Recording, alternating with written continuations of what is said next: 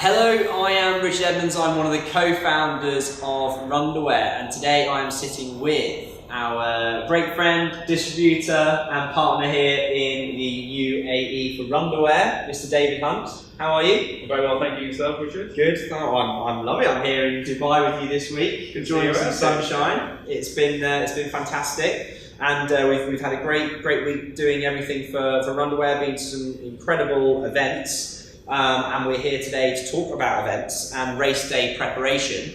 As you know, at Runderwear, we're all passionate runners, we're all keen runners. My fellow co-founder Jamie is often, you'll see him running marathon after marathon, and everybody in the office, and David is exactly the same. David, you've done, I think, is it 5 marathons? Done 5 marathons, done Dubai 3 times, London twice. And of course, I've done marathons as part of Ironman. Yeah, so you've done 2 Ironmans. South Africa and Roth.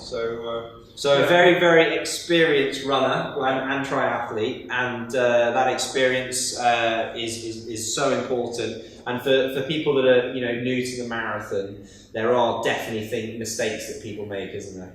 There are, and I think one of the key things about preparing for the race is to get there on the day and sort of know where you're going, be relaxed, have scoped out things like parking. The last thing you want to do on race day is be stuck in the traffic jam and rushing to the start line. You've done all that training, you've done all that work. You just want to arrive, nice and quietly, and just think take about the your stress race, out. Take the stress out of it.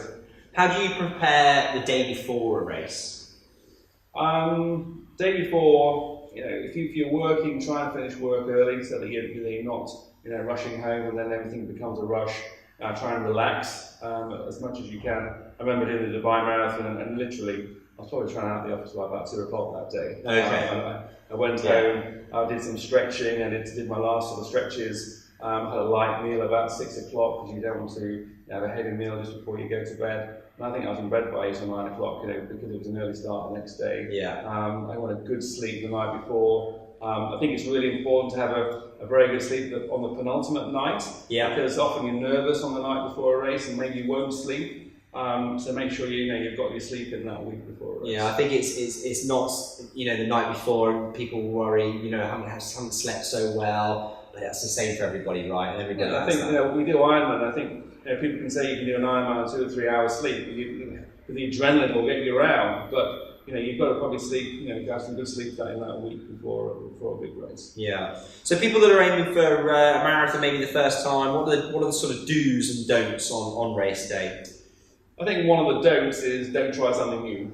Don't try a new pair of shoes. Don't go out and buy a new pair of shoes in the week before the race, or try a different pair of socks to what you've trained in, or put on. Make sure you get your Runderwear ones. Get your Runderwear socks. But don't try new nutrition. I think the thing about race day is just do what you've been training with.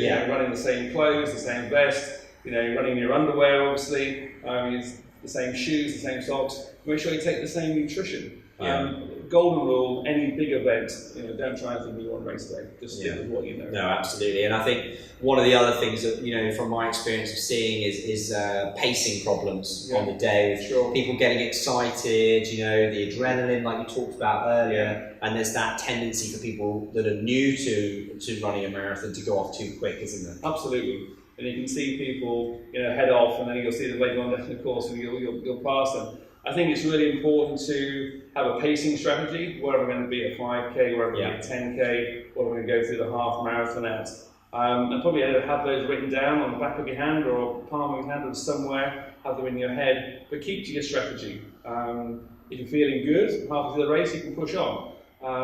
Otherwise, just stick to strategy and get around in the time that you're targeting for.